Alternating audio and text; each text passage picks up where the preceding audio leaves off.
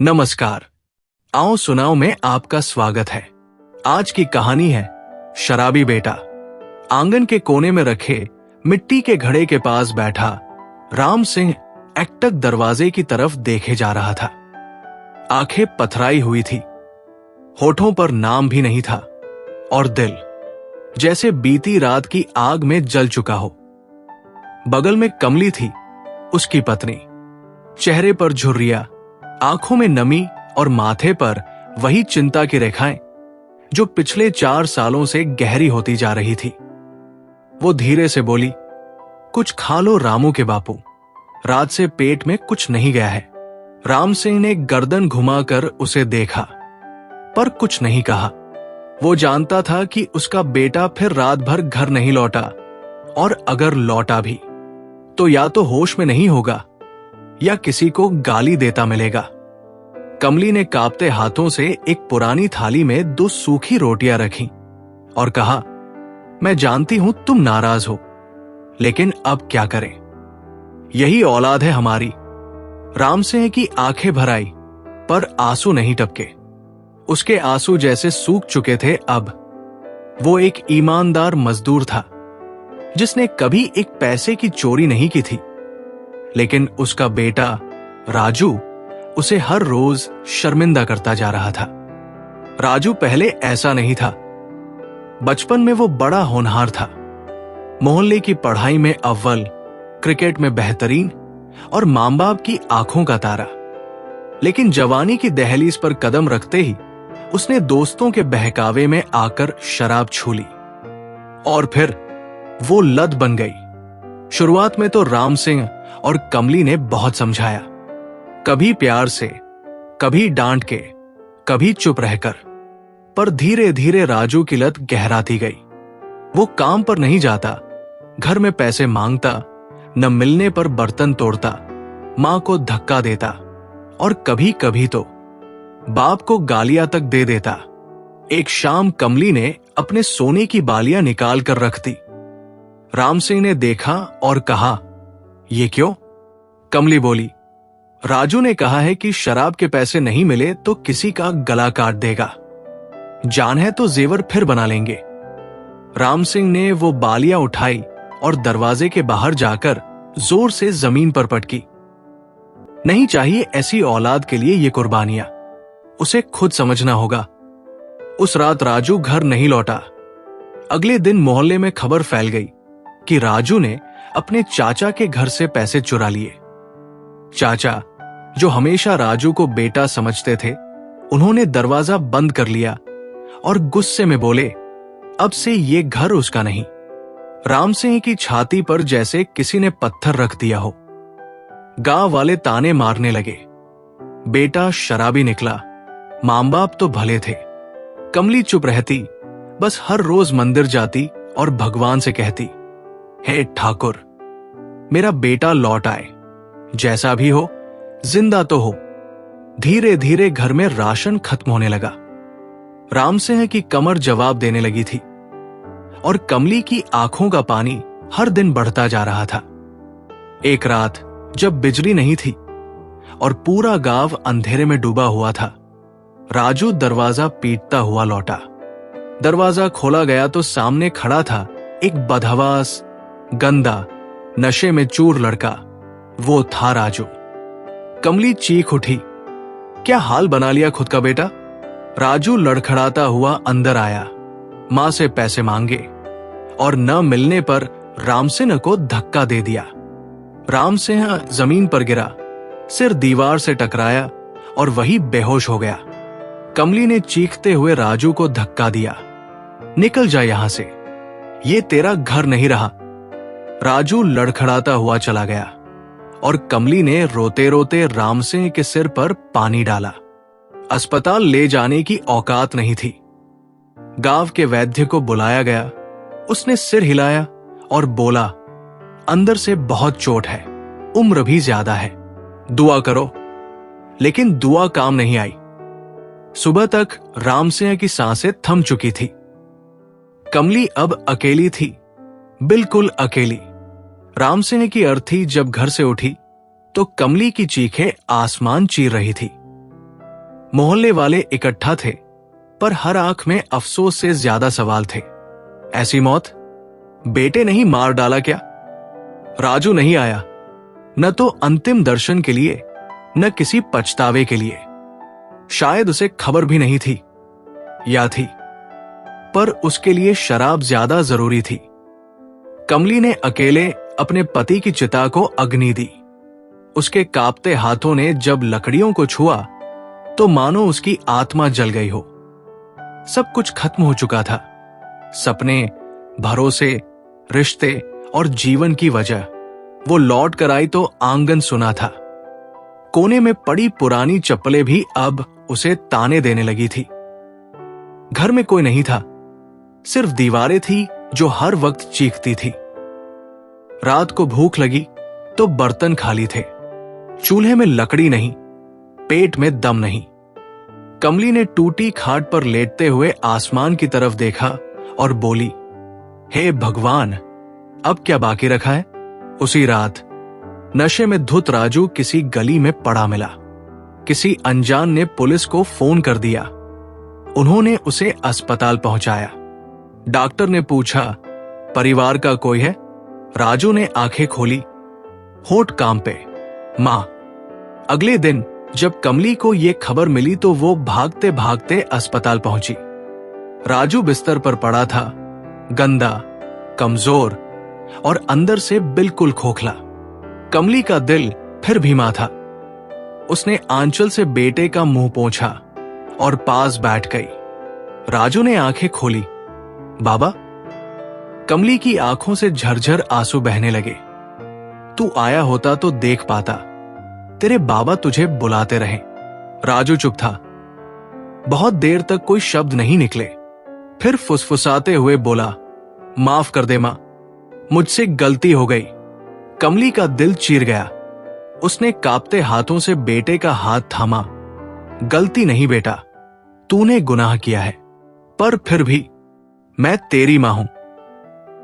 राजू अस्पताल से घर तो आ गया, लेकिन जिस घर से पिता जा चुका हो वो घर नहीं, बस एक खाली ढांचा होता है।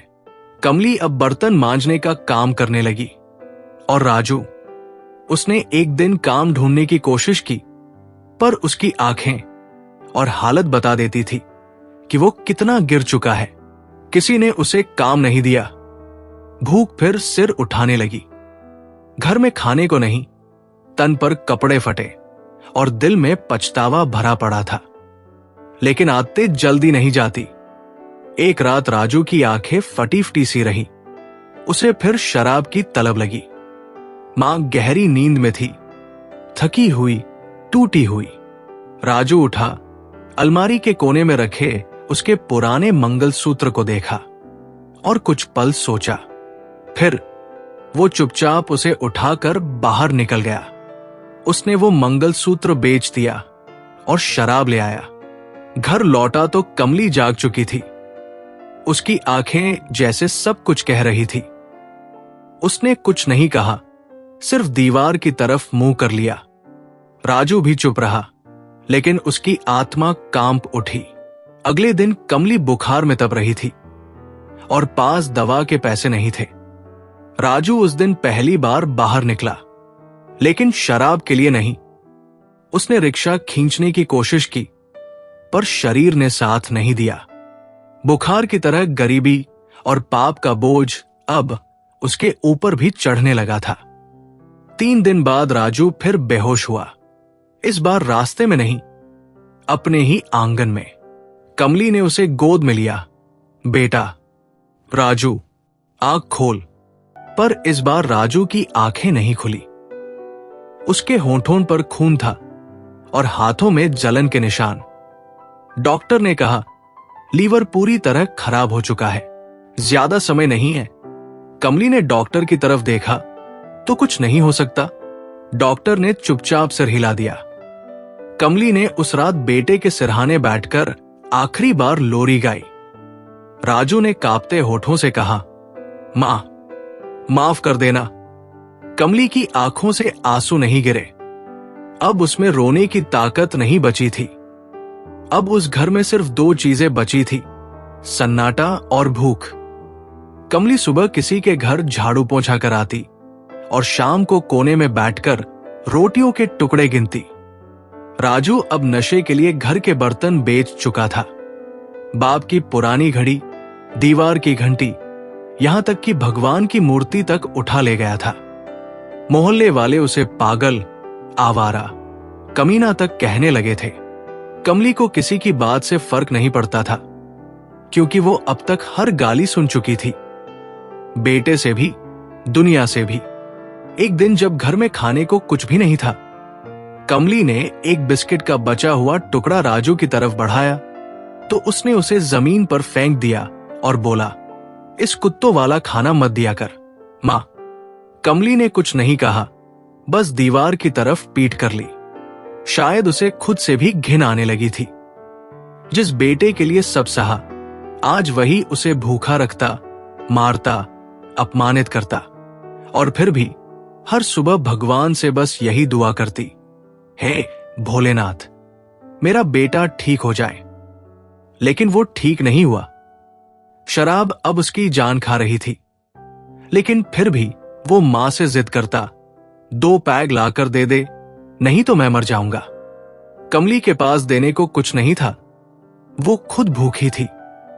और एक दिन वो भी आ गया जब राजू सच में मर गया। कमरे के कोने में पड़ा उसका शरीर ठंडा हो चुका था और आंखें खुली की खुली रह गई थी, जैसे वो मरने के बाद भी दुनिया को घूर रहा हो। शायद माफी मांगना चाहता था, या शायद फिर से एक पैग मांग रहा था। कमली ने उसका सिर अपनी गोद में रखा और घंटों तक बिना आवाज के रोती रही। वो रोना ऐसा था जो भीतर से आत्मा को चीर देता है, लेकिन बाहर सिर्फ खामोशी नजर आती है। राजू की चिता जली, लेकिन कमली की जिंदगी वही ठहर गई। कमली अब उस घर में बिल्कुल अकेली थी। दीवारों पर बेटे और पति की यादें धुंधली तस्वीरों की तरह चिपकी थी और हर आहट में उनका साया दिखता था। सुबह उठती तो सूरज की किरणें भी उसे तन्हाई का एहसास कराती।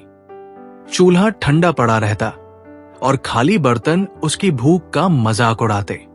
मोहल्ले के लोग अब और भी दूर हो गए थे। राम सिंह की मौत और राजू की करतूतों ने उनके दिलों में डर और घृणा भर दी थी। पहले जो नमस्ते करते थे, अब रास्ते बदलते थे। बच्चों को कमली के पास जाने से मना किया जाता था, मानो उसकी उदासी भी छूने से फैल जाएगी। जब घर चलाने के लिए कुछ नहीं बचा, तो कमली को वो करना पड़ा जो उसने कभी सोचा भी नहीं था, भीख मांगना।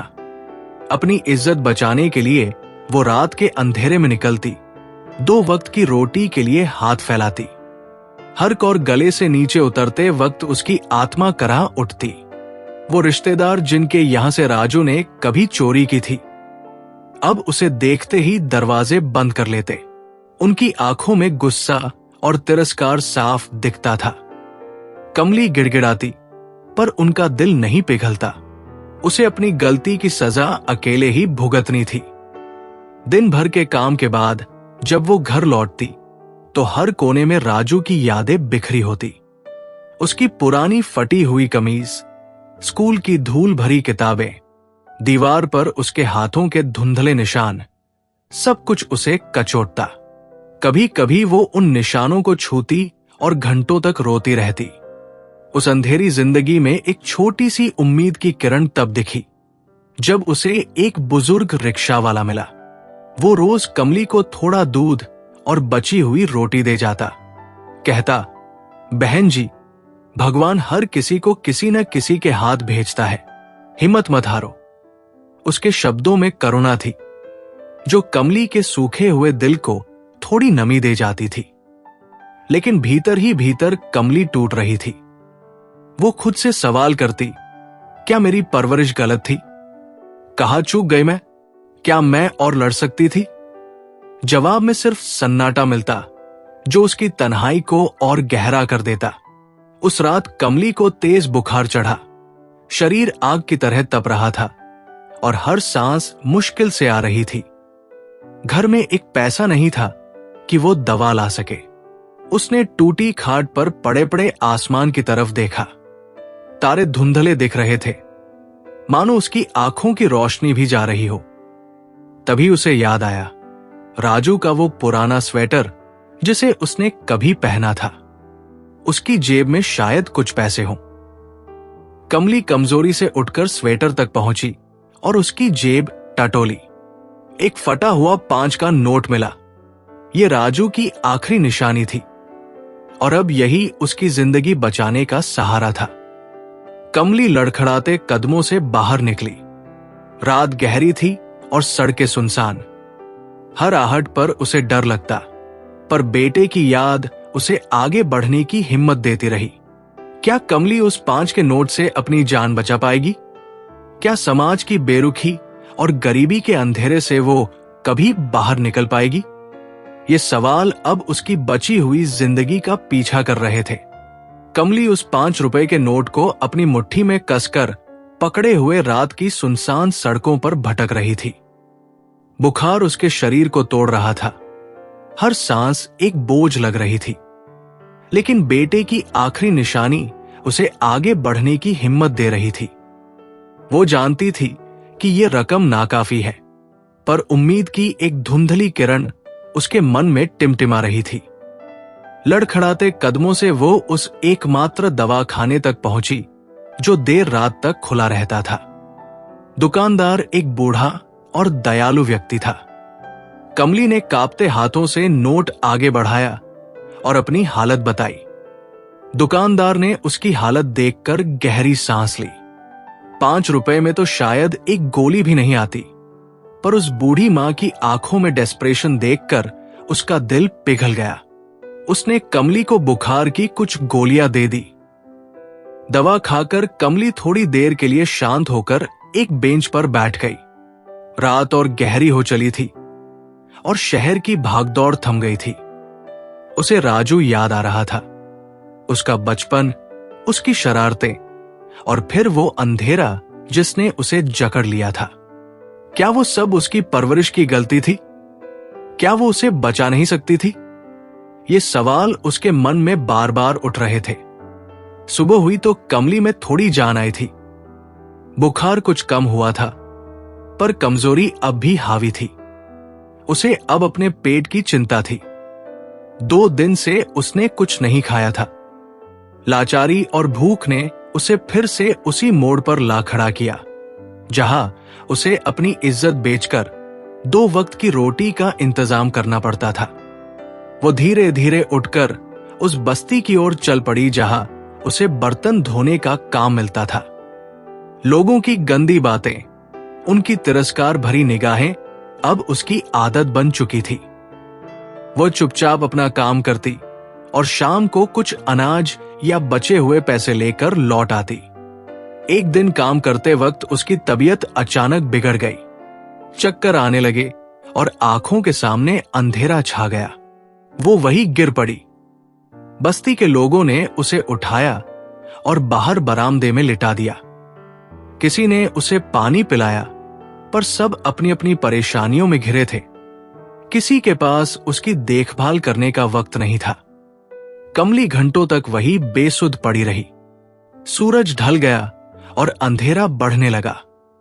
उसे लगा जैसे उसकी जिंदगी भी धीरे धीरे अंधेरे में समा रही है। तभी उसे किसी के कोमल स्पर्श का एहसास हुआ। उसने धीरे से आंखें खोली। सामने एक छोटी लड़की खड़ी थी, जिसकी आंखों में चिंता और करुणा झलक रही थी। लड़की ने अपने छोटे हाथों से कमली का माथा छुआ और धीरे से पूछा, दादी, क्या आपको दर्द हो रहा है? कमली की आंखों से आंसू बह निकले। इतने दिनों बाद किसी ने उसे दादी कहकर पुकारा था। किसी ने उसकी परवाह की थी। लड़की की मां एक मेहनती और दयालु औरत थी। उसने कमली की हालत देखकर उसे सहारा दिया और अपने घर में जगह दी। उस रात कमली ने कई दिनों बाद भरपेट खाना खाया और एक सुरक्षित बिस्तर पर सोई। अगले कुछ दिन कमली के लिए किसी सपने की तरह थे। उस परिवार ने उसकी खूब देखभाल की, उसे दवाइयां दी, अच्छा खाना दिया और ढेर सारा प्यार दिया। कमली को लगने लगा जैसे उसकी जिंदगी में फिर से थोड़ी रोशनी आ गई हो। उसे लग रहा था वो फिर से कम पर लौटेगी, लेकिन भाग्य शायद अभी भी उसकी परीक्षा ले रहा था। एक दिन जब कमली थोड़ी ठीक महसूस कर रही थी, उसे खबर मिली कि बस्ती में आग लग गई है और जिस घर में वो काम करती थी वो भी जल गया है। उसकी बची हुई थोड़ी सी उम्मीद भी धुएं में उड़ गई। अब कमली फिर से बेघर और बेसहारा थी, लेकिन इस बार वो अकेली नहीं थी। उस दयालु परिवार ने उसे फिर से सहारा दिया। उन्होंने कहा कि जब तक उसके पास जाने के लिए कोई और जगह नहीं है, वो उनके साथ रह सकती है। कमली उनके साथ रहने लगी।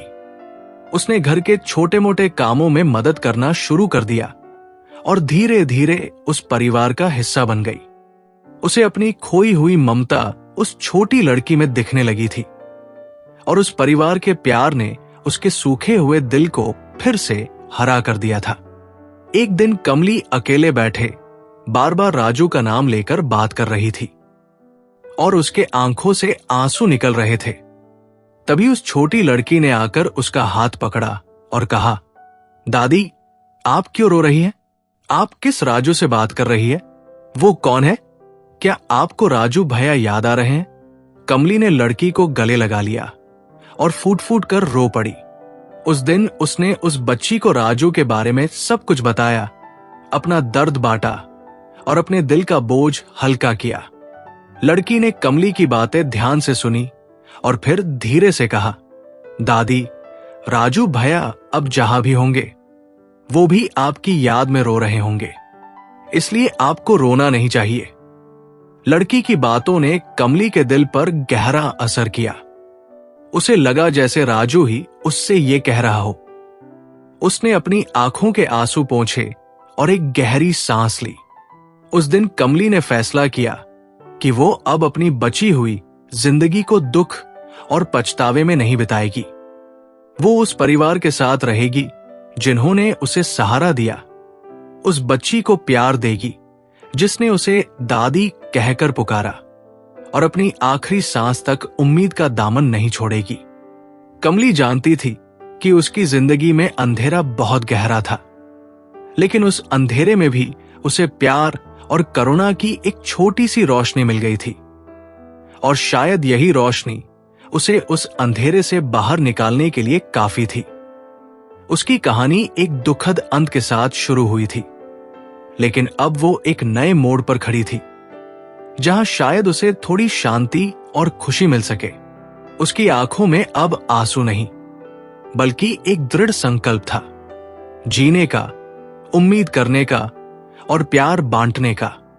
कहानी कैसी लगी कमेंट करके जरूर बताएं और हमारे चैनल और सुनाओं को लाइक, शेयर और सब्सक्राइब करें।